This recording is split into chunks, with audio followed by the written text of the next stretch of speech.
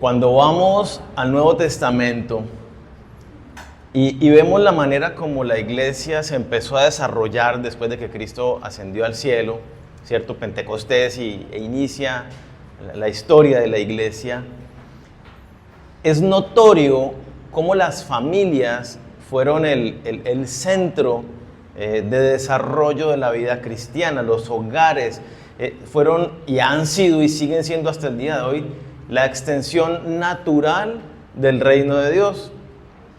Cuando nosotros vamos a la Biblia, particularmente el Nuevo Testamento, vemos que todo lo que sucede en iglesias locales.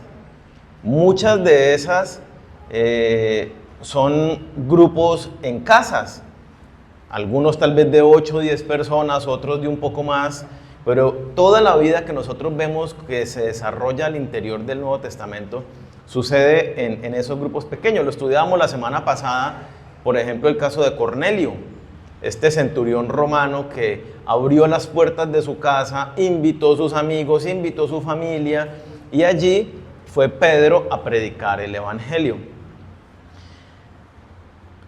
Poco después de esto, eso lo encontramos en Hechos 10 y 11. Yo les dije que lo leyeran completo, el capítulo 10 y el 11, para entrar mejor en contexto. No sé si lo hicieron, ¿alguien lo hizo? Ay, perdieron la tarea todos. Se rajaron. Más adelante en el capítulo 12, a Pedro, por estar predicando, los judíos lo meten a la cárcel. Y sucede algo bien bonito, y es que Dios envía un ángel, y el ángel abre las puertas de la cárcel, saca a Pedro, lo pasa por en medio de los guardas que no lo ven, y libera a Pedro de la cárcel. Y quiero leer lo que pasa en el versículo 2, Hechos 12, versículo 2.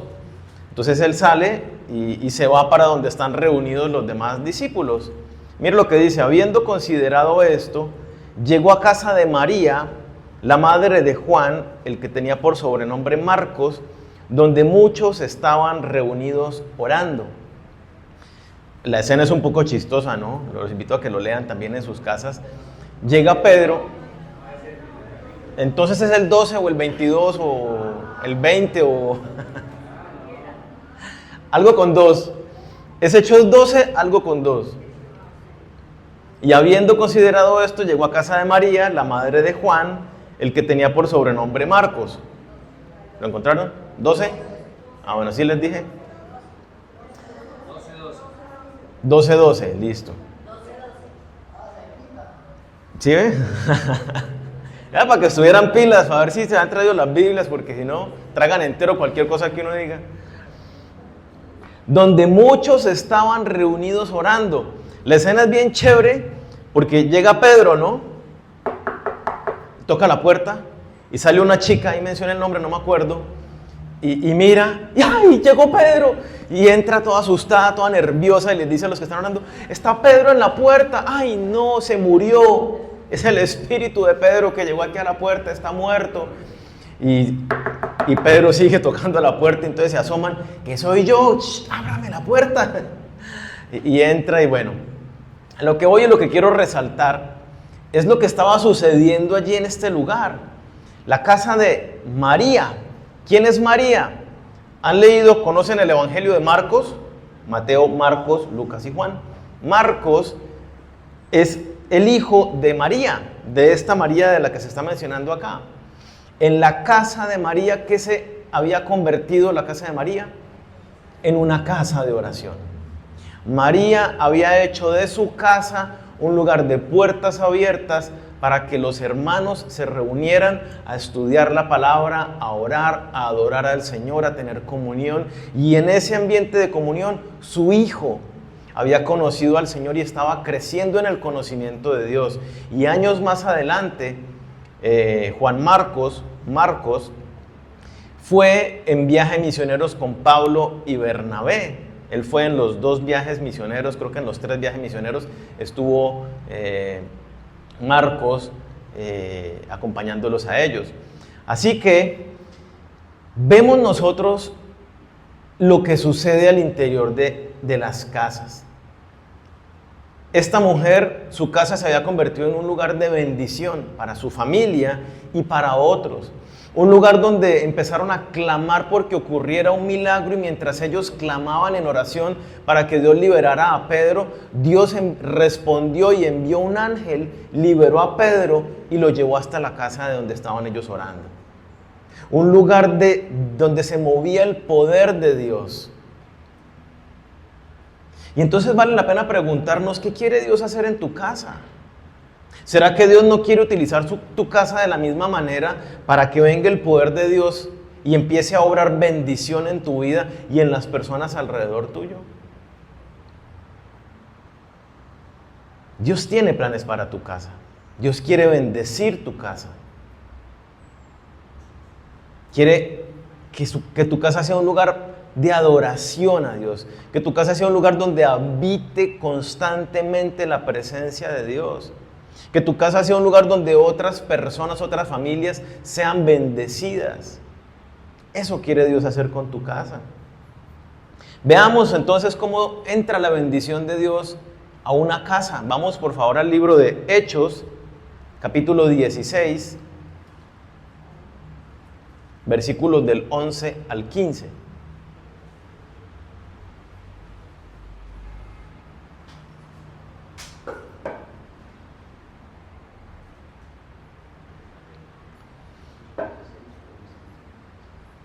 Esto es el segundo viaje misionero de Pablo, que va con Silas.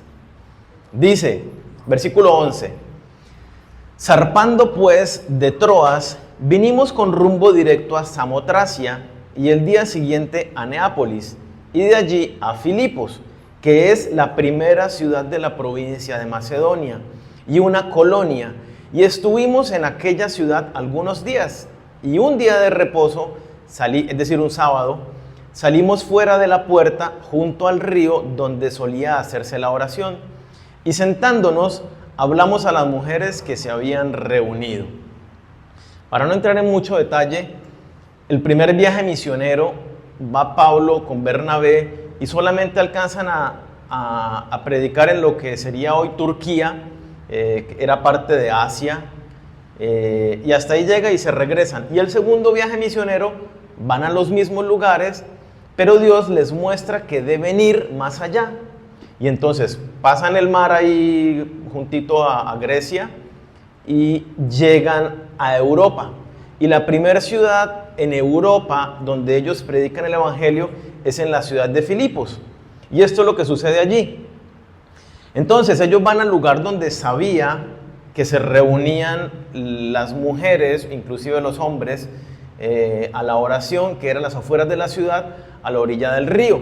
Esto sucedía porque en la sinagoga no había el número requerido de varones para que hubiera reunión en la sinagoga.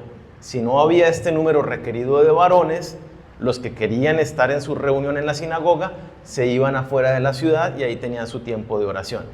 Allá llegan Pablo y Silas. Versículo 14. Entonces una mujer llamada Lidia, vendedora de púrpura de la ciudad de Tiatira, que adoraba a Dios, estaba oyendo y el Señor abrió el corazón de ella para que estuviese atenta a lo que Pablo decía. Y cuando fue bautizada y su familia, nos rogó diciendo: si habéis juzgado que yo sea fiel al Señor, entrad en mi casa y posad.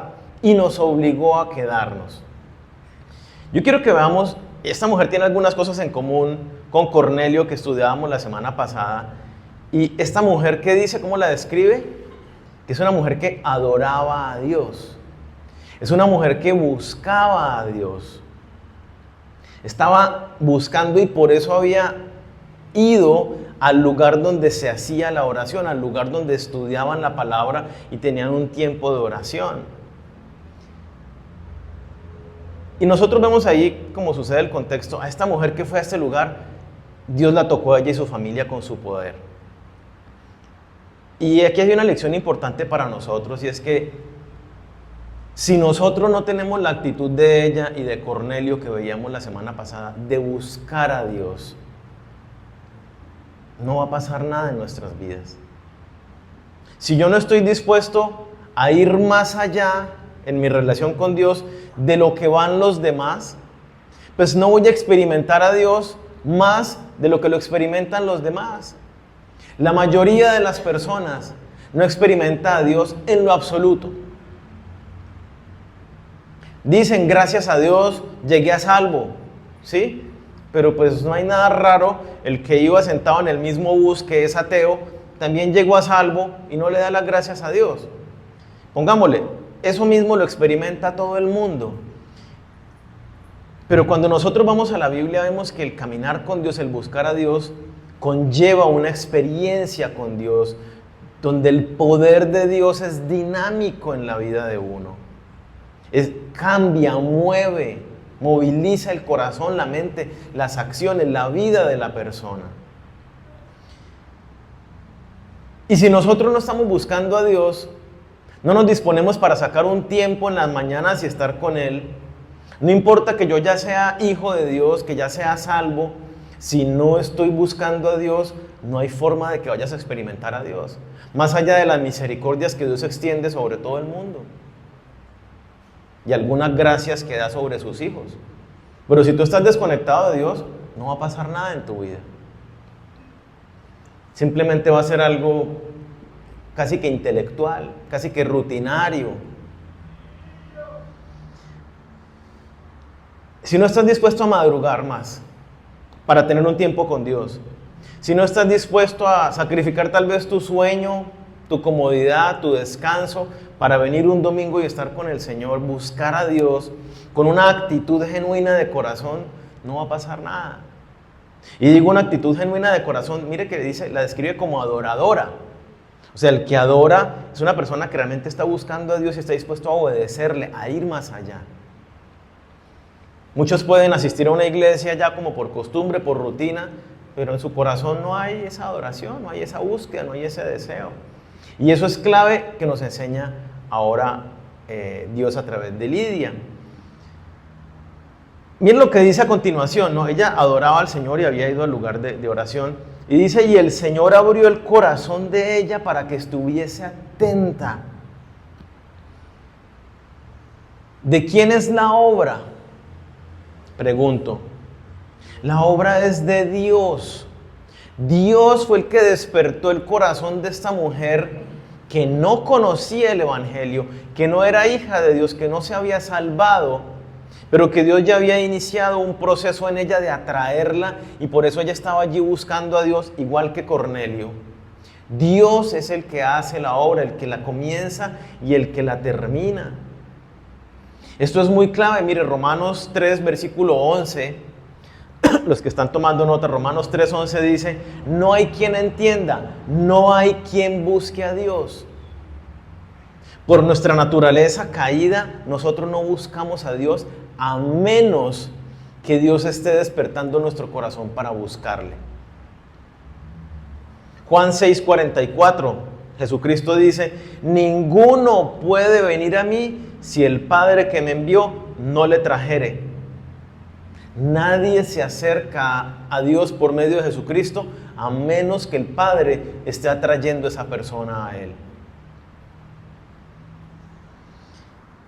Y entonces esto es muy importante por dos aspectos.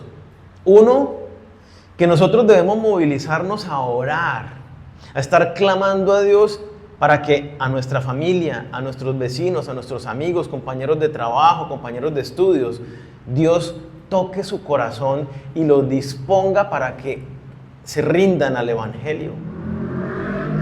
Necesitamos estar orando para que Dios se mueva en esas personas y cuando vayamos a predicarles el Evangelio, tengan esta disposición que Dios puso en Lidia. Es obra de Dios. Nosotros no convencemos a nadie con argumentos. Nosotros debemos predicar el Evangelio y Dios es el que mueve el corazón.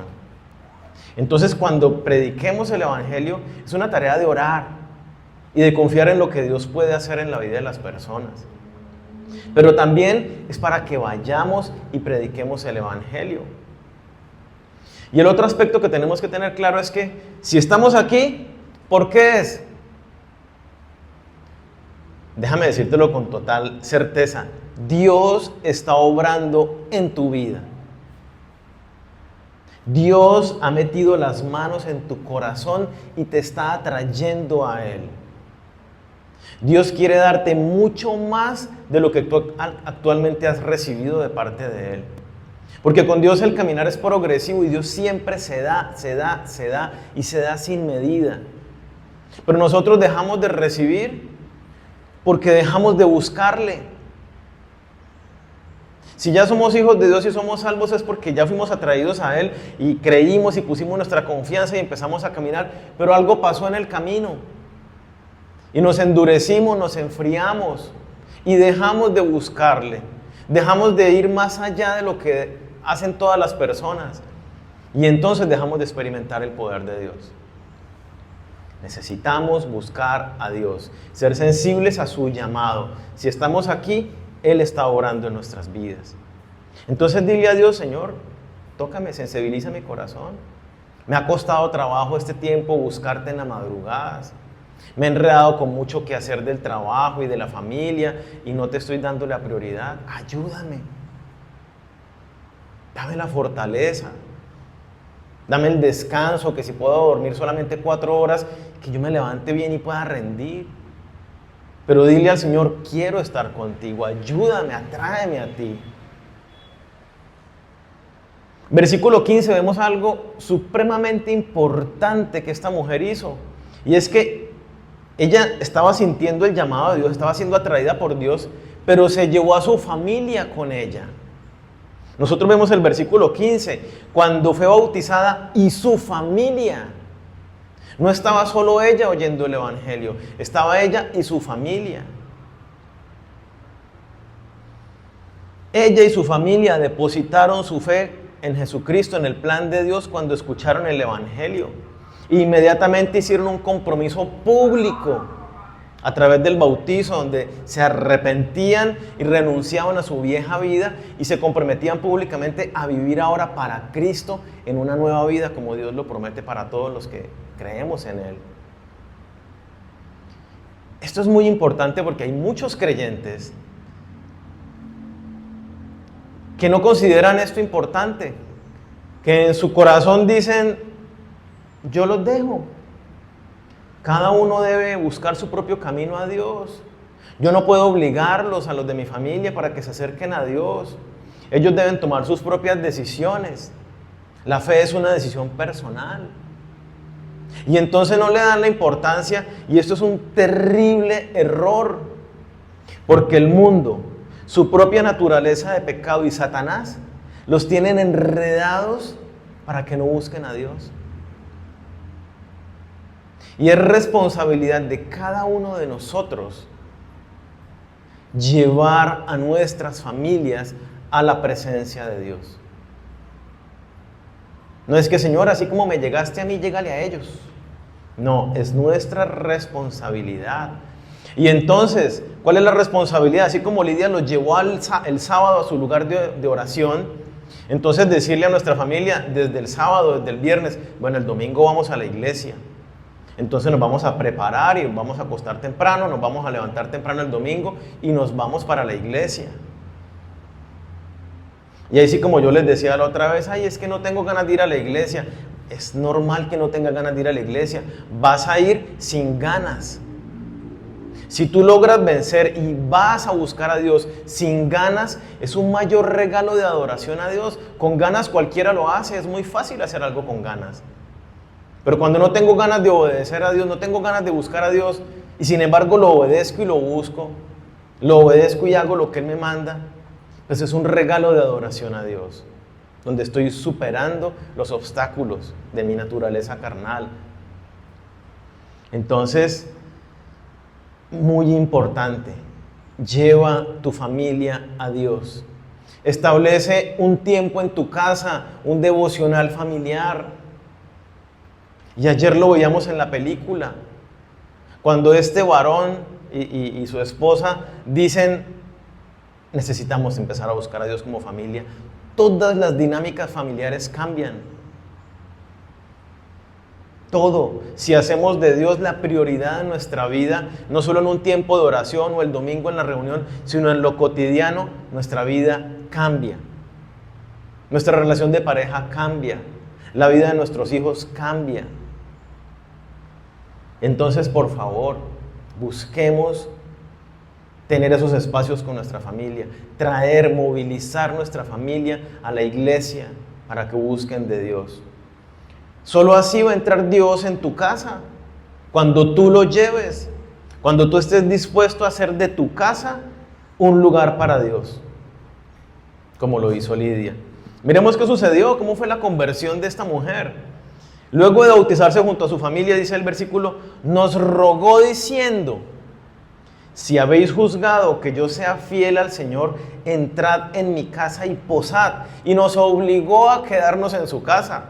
Acordémonos que Pablo y Silas eran misioneros, iban itinerantes, ¿no?, de una ciudad a otra y con lo que tenían y dormían donde podían. Y esta mujer los albergó en su casa, casi que los obligó. ¿Qué vemos en esta mujer?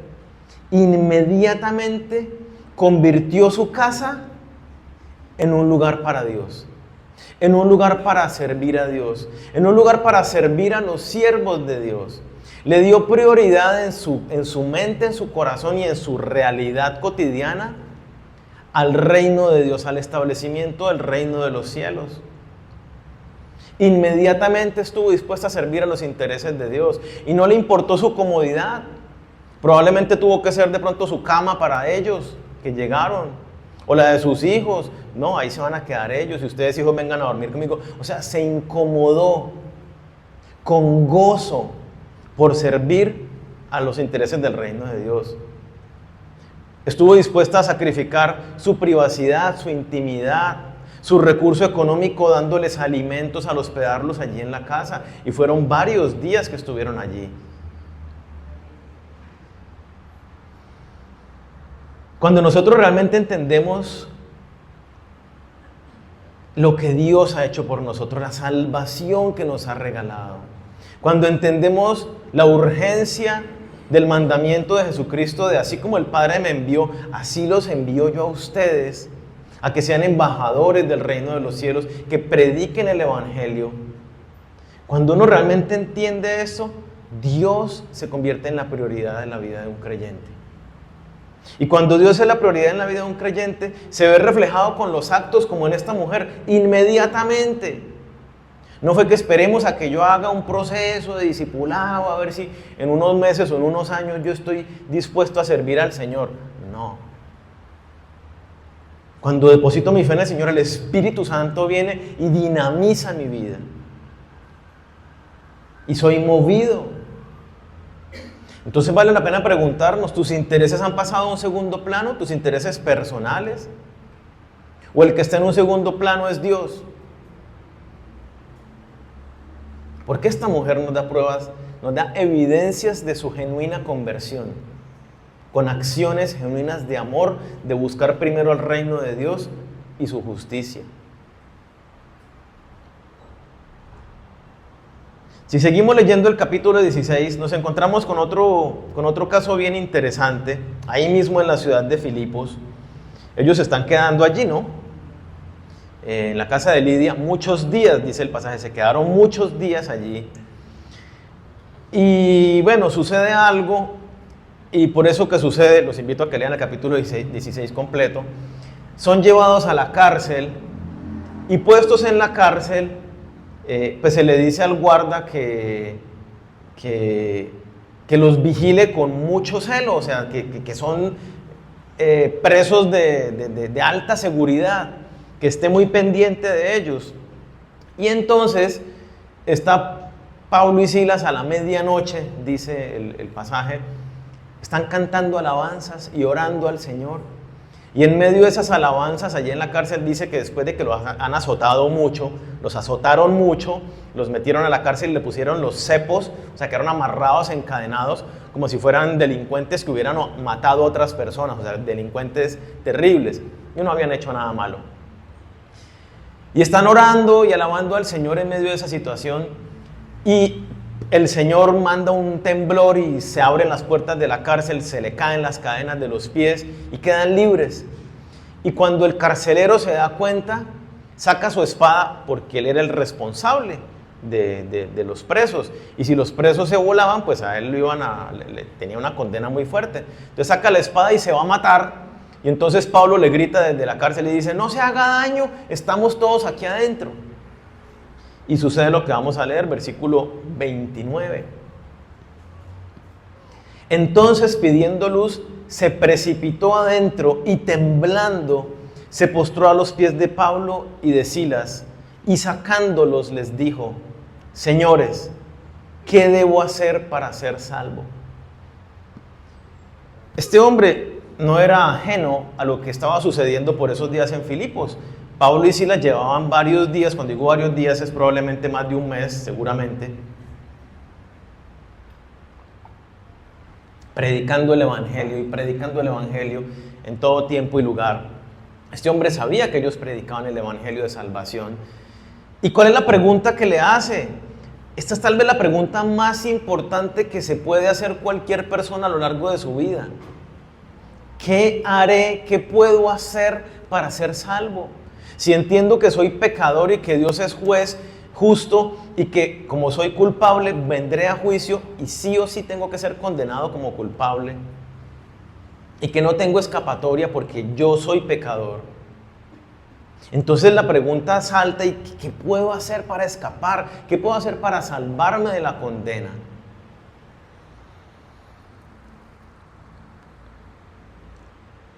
Muchas personas en medio de nuestra sociedad están enredadas en una aparente respuesta a esta pregunta. Hay muchas personas al lado nuestro que han escuchado el llamado de Dios, pero no han escuchado el Evangelio, no han escuchado la respuesta. Y las aparentes respuestas que han recibido son a través de religiones. Entonces, si yo participo de esta o de esta o de esta otra religión y cumplo con estos ritos, con estas ceremonias, con estos requisitos, entonces voy a tener la salvación. Y son invenciones humanas. No son el plan de Dios para salvar a las personas. Entonces, allí entramos nosotros. Necesitamos ser luz. Como en este caso lo estaban siendo Pablo y Silas, torturados en la cárcel, y aún allí eran luz, llevando el Evangelio a todo aquel que estuviera dispuesto. Nosotros necesitamos poder ser luz para las personas que están a nuestro lado, enredadas en religiones. Llámese cristiana, católica, porque hay muchos cristianos que no conocen al Señor. Ahí sí, como dice Pablo, para vergüenza nuestra lo digo. Hay muchas personas que asisten a iglesias cristianas y no conocen al Señor. Ahora, ¿cuánto más fuera? ¿Cuál es la respuesta de Pablo y de Silas ante esta pregunta tan importante? Versículo 31. Ellos dijeron: cree en el Señor Jesucristo y serás salvo tú y tu casa. Qué versículo tan bonito. Cree en el Señor Jesucristo y serás salvo tú y tu casa. Pero yo quiero dar una claridad respecto a este versículo que muchas personas toman como una promesa de parte de Dios. No es una promesa de parte de Dios. Es una exhortación de parte de Dios. Dios no está diciendo que si tú crees, automáticamente tu hogar va a ser salvo. O que si tú crees, las personas de tu familia, en algún momento algo va a hacer el Señor y van a ser salvas. Y entonces yo descanso confiado en la promesa de que Dios dice que cree en el Señor Jesucristo y serás salvo tú y tu casa. Y sé que en algún momento mi familia va a ser salva. Eso no es de esa manera. No es una promesa para yo aferrarme a que el Señor, yo no sé qué va a hacer para salvarlos, pero los va a salvar. No funciona de esa manera, yo quiero ser muy claro. Es una exhortación para que yo lleve el Evangelio a mi casa y entonces mi familia, por haber escuchado el Evangelio, pueda ser salva. Es una exhortación, no una promesa. Debes llevar el Evangelio a tu casa. De lo contrario, no se van a salvar.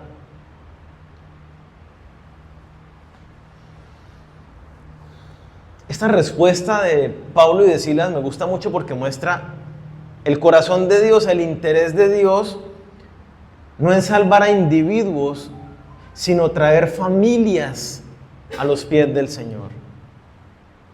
El interés de Dios es que si una persona escucha el Evangelio, por esa persona el Evangelio llegue a toda su familia, a toda su casa.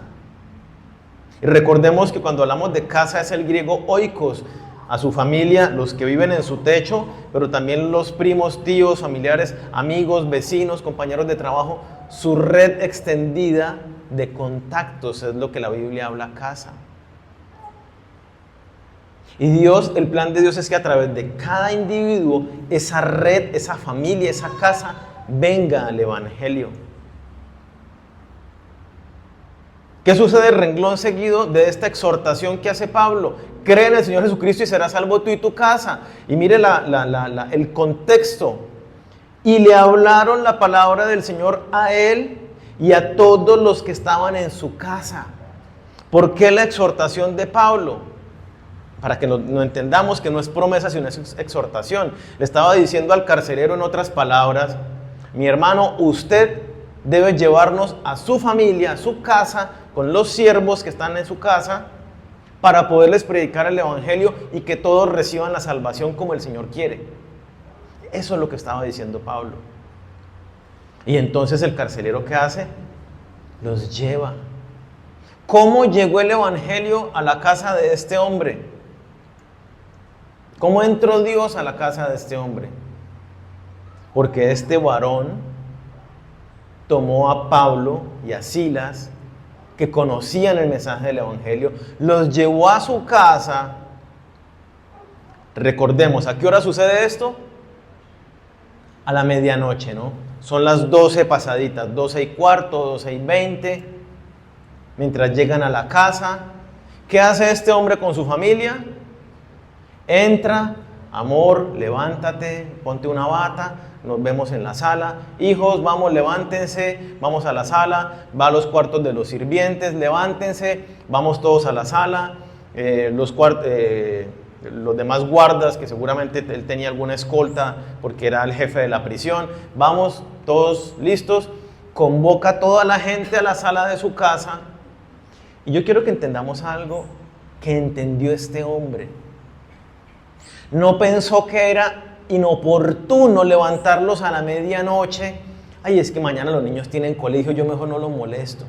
Ay, es que mi esposa mañana se levanta temprano para irse al trabajo, entonces yo no la molesto, más bien la dejo que duerma.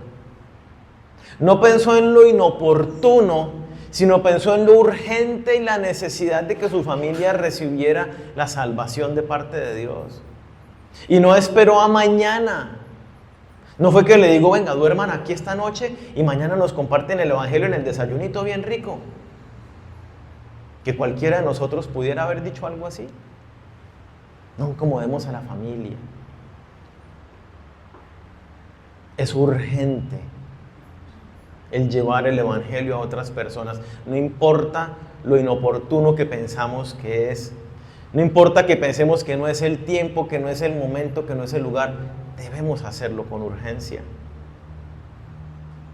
Entonces el carcelero hizo dos cosas importantes que debemos entender. Preguntó cómo ser salvo y luego llevó a su casa la presencia de Dios, para que habitara en su casa la presencia de Dios. ¿Cuál fue la respuesta de él al Evangelio? Versículo 33. Y él, tomándolos en aquella misma hora de la noche, estamos hablando ya a la 1 de la mañana o quién sabe qué horas después de que les predicó el Evangelio, tal vez más porque Pablo puede que se alargara explicando todo. Dice, les lavó las heridas y enseguida se bautizó él con todos los suyos. Fueron al estanque ahí, seguramente de la casa, el pozo, y se bautizó él con toda su familia a la 1 de la mañana. Allí todos, con el frío, con el agua fría, se bautizaron, haciendo compromiso público como lo hizo Lidia, como lo hizo Cornelio, que leíamos la semana pasada. Compromiso público de ya no vivo como vivía antes. Mis prioridades de antes hasta aquí llegaron. Ahora vivo para ti, Señor. Quiero servirte, quiero conocerte, quiero amarte. Tu voluntad es mi voluntad. Tus órdenes, me someto a ellas.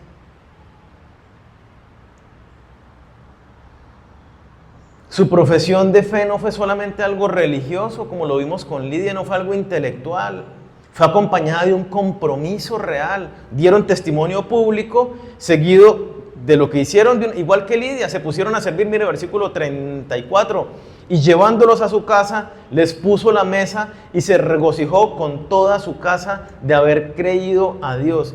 ¿Cuál fue su actitud de inmediato? Una actitud de servicio. ¿Qué hizo con las heridas? De una vez se las limpió, los curó, los atendió, les puso las vendas, no sé qué cosas para sus heridas.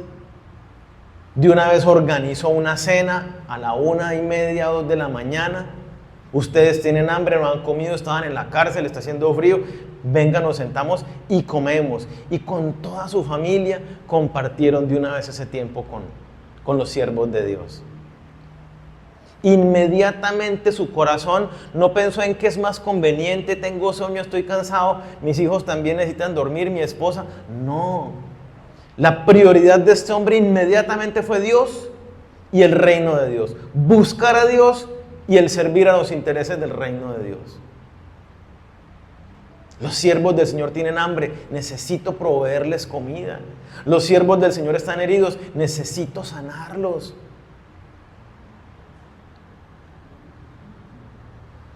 ¿Y cómo dice allí?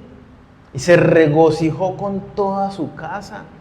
Ellos no hicieron esto con incomodidad de que, ay, estos manes a esta hora de la noche acá. No, con gozo todos en su casa, sirviendo a los intereses del reino de los cielos. Pagando el precio. La incomodidad. Recurso porque dieron comida. Entonces, el Señor quiere entrar en nuestras casas. El Señor quiere bendecir nuestros hogares, quiere hacer de nuestras casas casas de oración, casas de bendición, casas donde otras familias, como lo leíamos como hace varias semanas, Dios nos ha bendecido para bendecir.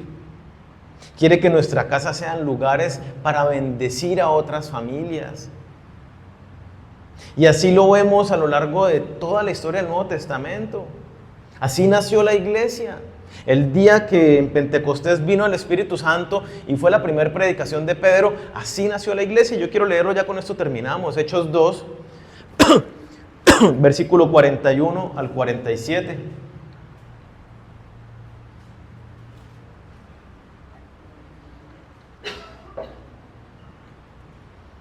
Después de que Pedro predica el evangelio y les dicen, ¿y qué hacemos? Y Pedro les dice, arrepiéntanse, depositen su fe en Jesucristo con el testimonio público del bautizo. Versículo 41 dice, así que los que recibieron su palabra fueron bautizados y se añadieron aquel día como 3,000 personas. Imagínense la belleza, ¿no? Como nació la iglesia, nació con 3,000 personas la iglesia del Señor ese día en Pentecostés. Y tal cual como vemos, ¿qué pasó con Lidia? ¿Qué pasó con el carcelero? Creyeron en el Señor, inmediatamente dieron pruebas de su fe genuina con un compromiso público a través del bautizo, donde decían, renuncio a mi vieja manera de vivir egoísta, buscando solamente plata, mi placer, mi comodidad, y me dispongo a vivir para el Señor. Él pagó un precio por mí, yo ahora vivo en Cristo y sirvo a Él y a los intereses del reino de los cielos. Y dispongo todo lo que soy y todo lo que tengo para el Señor y sus intereses. Versículo 42, ¿qué hacía la iglesia? Perseveraban en la doctrina de los apóstoles, en la comunión unos con otros, en el partimiento del pan y en las oraciones. ¿Qué ha hecho la iglesia desde que existió, desde que nació? Tener comunión unos con los otros. Estamos teniendo en este momento, en las casas, en los grupos, en los espacios. Dice, perseverando en la doctrina, en la sana doctrina, estudiando la Biblia, orando juntos, porque se haga la voluntad de Dios, porque se extienda el reino de los cielos, tal y como Jesucristo nos enseñó, orando por la necesidad de los santos, obedeciendo las ordenanzas del Señor, en este caso, la celebración de la Santa Cena, donde en la celebración de la Santa Cena anunciamos el nuevo pacto a través de Jesucristo, es decir, predicamos, es el compromiso de predicar el Evangelio a otras personas. Es lo que hacemos como iglesia. Versículo 43. Y sobrevino temor a toda persona, y muchas maravillas y señales eran hechas por los apóstoles. Todos los que habían creído estaban juntos, póngale cuidado, los que habían creído estaban juntos y tenían en común todas las cosas, y vendían sus propiedades y sus bienes y los repartían a todos según la necesidad de cada uno, tal y como veíamos con Lidia y el carcelero. Esa es la realidad de una fe genuina, que ya no antepongo mis intereses privados, sino primero están los intereses de Dios y su reino. Ve, mi hermano tiene necesidad, pues yo tengo que invitarlo a mi casa y compartir mi cena con él. Que tiene frío, yo tengo 2 chaquetas, pues le doy una para que no aguante frío.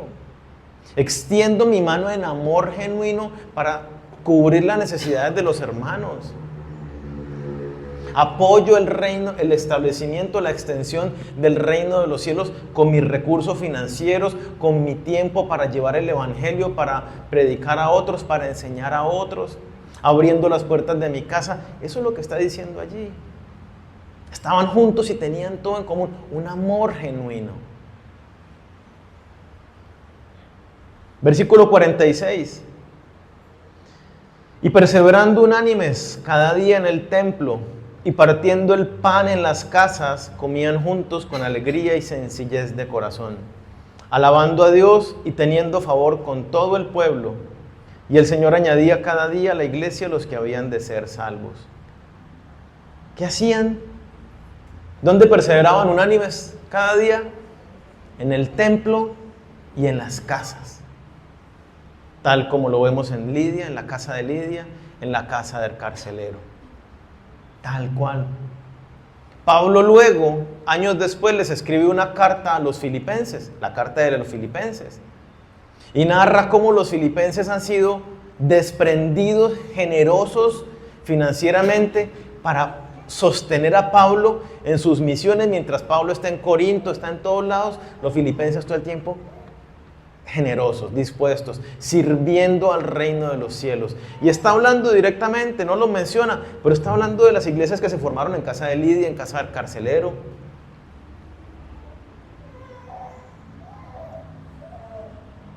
¿Qué hacía esta iglesia entonces? Abrían las puertas de sus casas, invitaban a sus familiares y sus amigos a estudiar la Biblia, a orar, a alabar al Señor. ¿Y qué hacía el Señor en este espacio? Añadía cada día los que habían de ser salvos. Era una iglesia dinámica en casas, abiertos. No, es que mi relación es entre el Señor y yo. Tal cosa no existe. Es en tu casa. Dios quiere una iglesia activa, una iglesia que realmente le ame, que dé frutos de una entrega genuina, donde estemos dispuestos a llevar el evangelio a nuestra familia, de hacer del Señor el primero en nuestros hogares, que nuestros hijos conozcan del Señor por nosotros, que vean nuestro modelo, nuestro ejemplo, que les enseñemos la prioridad. Hijo, Dios es lo primero, y llegamos puntuales los domingos a la iglesia, inclusive antes de la hora, para poder saludar a nuestros hermanos. Eso se le enseña a un niño. Inclusive la puntualidad. El domingo tengo pereza. mis hijos ven que tengo pereza, mis hijos ven que no hago devocional, y eso es lo que ellos aprenden, que no es importante, que mi fe no tiene ningún impacto real en la vida cotidiana. Y eso es desde el hogar, desde la casa. La fe de muchos es una fe secreta. Sus vecinos, sus compañeros de trabajo, de estudios, no tienen ni la menor idea que ustedes creen en el Señor. Y están caminando derechito a una condenación eterna. Y Dios nos dice, yo quiero bendecirte y que tu casa sea casa de bendición para otros. Entonces yo los invito a que consideremos esto y le digamos al Señor, Señor, ayúdame. Yo quiero que mi familia, que mi casa habite tu presencia, que mi familia venga a tus pies. Voy a llevarles el Evangelio. Ustedes saben que cuentan con nosotros, nos pueden invitar y con mucho gusto vamos y les visitamos.